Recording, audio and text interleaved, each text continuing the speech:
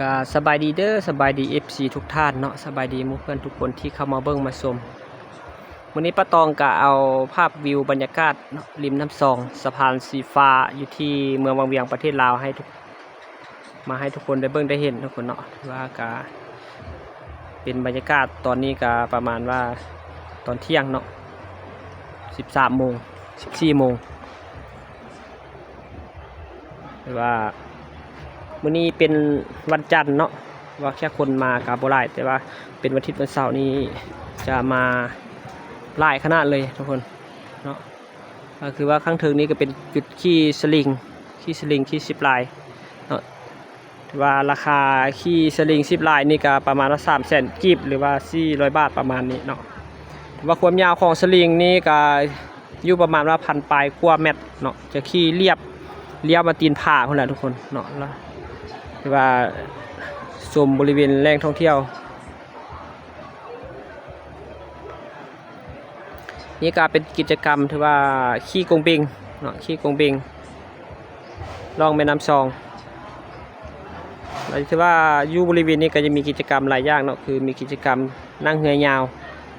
ขี่เรือขยักที่ว่าบรรยากาศดีหลายทุกคนบริเวณนี้อันนี้ก็เป็นที่เป็นร้านอาหารที่ว่าบางทีปรุงอาหารก็คืออยู่เทิงนี่เนาะ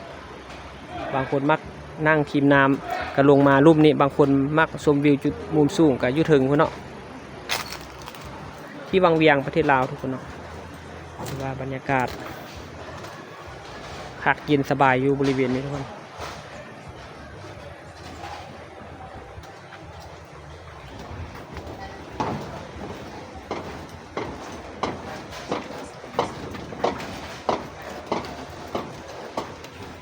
ท่านใดที่มักอาบน้ำกระโดดน้ำกะโดดได้ตามสบายฝนเย็นน้ำซองให้น้ำซองนี่เย็นดีทุกคนเนาะช่วงนี้ถือว่าเป็นตอนบ่ายทุกคนบ่ทันลงเถอะอากาศยังร้อนบริเวณนี้แหล่งท่องเที่ยวนี้ก็ห่างจากตัวเมืองวังเวียงกับประมาณว่า2 กิโลเมตร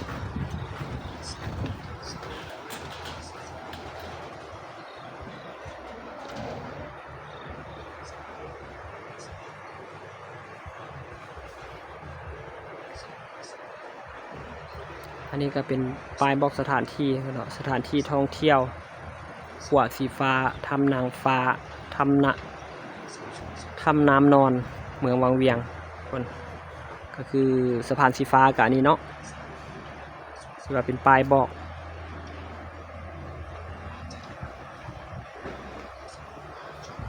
ถือว่ามีถนนทุกคนมีถนนมาถึงสะพานนี้เลยทุกคนถือว่าฝั่งนั้นก็เป็นที่จอดรถเนาะที่จอดรถที่เก็บปีผ่านสะพานเข้าแหล่งท่องเที่ยวขอบใจทุกท่านที่เข้ามารับเบิ่งรับชมเนาะท่านใดที่ชื่นชอบหรือว่ามักธรรมชาติแบบนี้ก็อย่าลืมกดไลค์กดติดตามป้าตองไว้เถอะทุกคนเนาะเพื่อว่าจะบ่พลาดโอกาสอันนั้นก็เป็นที่ว่าเขาเจ้าเกี่ยมขึ้นไปขี่สลิงขี่ซิปไลน์